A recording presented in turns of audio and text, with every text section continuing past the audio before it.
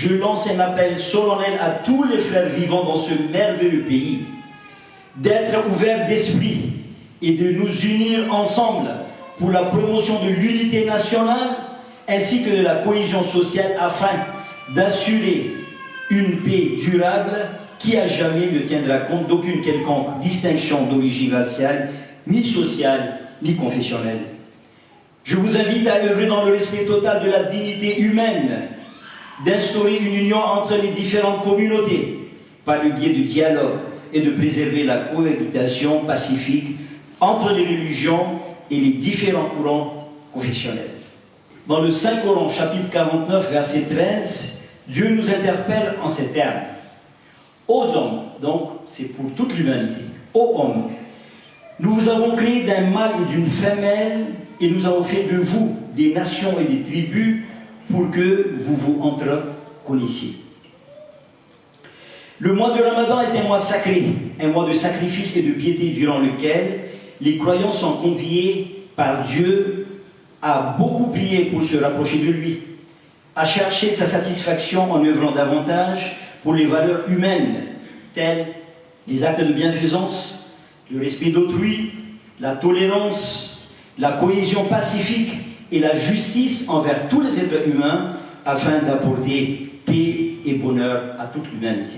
Le principe du Ramadan dans la religion, ce n'est pas non seulement de jeûner de la faim, de la nourriture, c'est un jeûne de tous les sens.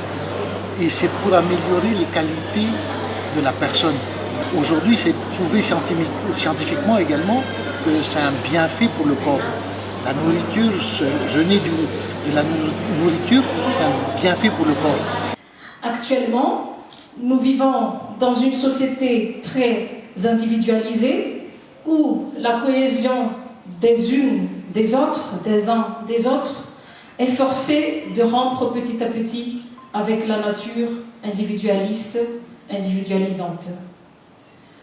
Le jeûne de chacun, le jeûne que chacun observe dans le cadre du Ramadan, ou le sacrifice que nous faisons, ou que nos frères et sœurs chrétiens font durant le carême,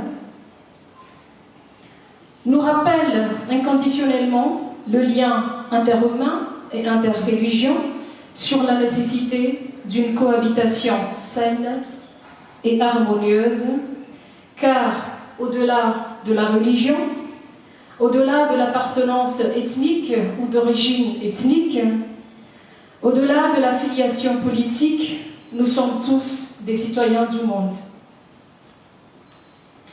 Madagascar, un pays qui lutte au jour le jour pour le bien-être de son peuple, pour le bien-être de sa population.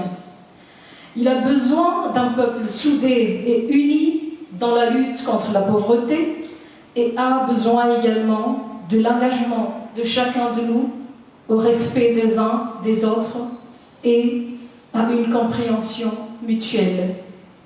Par-dessus la fraternité spirituelle qui nous lie à un Dieu unique et nous relie déjà par le biais des bénédictions de la Torah, de l'Évangile et du Coran, nous sommes tous nés d'une même matière première, nous le savons tous, c'est de l'argile, et nous sommes tous nés également du même Père. Je ne vais plus citer, parce que nous le savons tous encore une fois, c'est Adam ou Adam. Nous sommes réunis et unis aujourd'hui par la cohésion.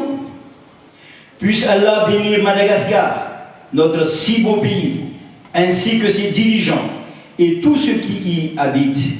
Que la paix et le salut de Dieu couvrent entièrement Madagascar.